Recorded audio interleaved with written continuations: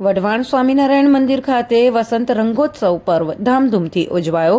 સુરેન્દ્રનગર જિલ્લાના વઢવાણ ખાતે આવેલ શ્રી સ્વામિનારાયણ મંદિરમાં વર્ષો જૂનું મંદિર છે અને હજારો હરિભક્તો આસ્થાનું કેન્દ્ર છે।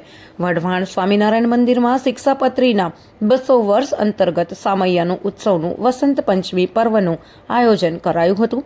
વર્ષો પહેલા ભગવાન સ્વામિનારાયણે વઢવાણમાં પધાર્યા હતા। સ્વામિનારાયણ ભગવાન દ્વારા વસંત પંચમીના દિવસે સર્વ લોકોના કલ્યાણ માટે સંદેશો ફેલાવતી શિક્ષાપત્રીની રચના કરવામાં આવી હતી। શિક્ષાપત્રી માત્ર એક ધાર્મિક ગ્રંથ નથી, પરંતુ ભગવાન શ્રી સ્વામિનારાયણનું પ્રત્યક્ષ સ્વરૂપ છે।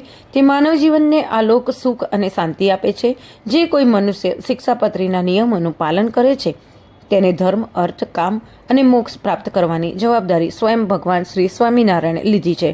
વસંત પંચમી નિમિત્તે વઢવાણ સ્વામિનારાયણ મંદિરમાં રંગોત્સવ ઉત્સવમાં સુરેન્દ્રનગર જિલ્લા સહિત રાજ્યભરમાંથી મોટી સંખ્યામાં હરિભક્તો સહિત સંપ્રદાયના સંતોએ મોટી સંખ્યામાં હાજરી આપી હતી।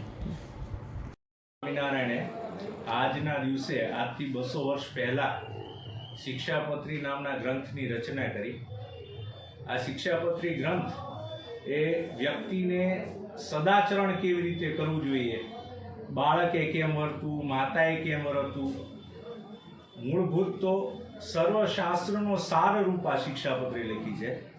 અને એનું સૌથી પ્રથમ વાક્ય છે કે વેદ આધારિત આ શિક્ષાપત્રી છે। વેદમાં જે ધર્મ લખ્યા છે, જે મર્યાદાઓ લખી છે, જે સદાચરણો લખ્યા છે, એનો આ એક નાનકડો 212 શ્લોકમાં ગ્રંથ છે।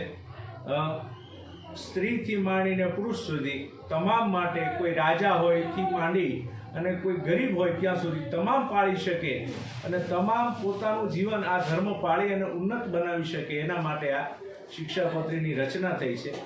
વિશેષ કરીને સ્વામિનારાયણ સંપ્રદાયનો જે આશ્રિત વર્ગ છે એના માટે વિશેષ નોંધ છે। સાંપ્રત સમયમાં જે કંઈ પણ ભગવાન સ્વામિનારાયણના નિયમો છે એને ભગવાન સ્વામિનારાયણ જાતે લખે છે।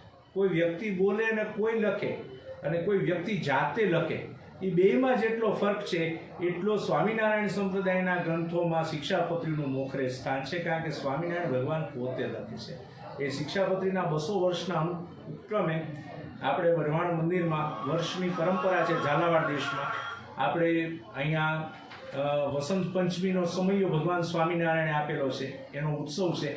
આ ઉપરાંત આપણા વઢવાણ મંદિરનું એક જૂનું સંકુલ હતું, ન્યાલકરણ વિદ્યા મંદિર, એનું નવું બાંધકામ થઈ નવેસરેથી નિર્માણ પામી અને ભવ્ય, દિવ્ય, નવ્ય એવું આપણે ન્યાલકરણ વિદ્યાર્થી મંદિરનું સંકુલ ઊભું કરેલું છે, જેમાં બિલકુલ નજીવી ફીમાં આપણે બાળકોને ભણે છે અને ગ્રાન્ટેડ સ્કૂલ છે, એનું આજે ઉદ્ઘાટન હતું।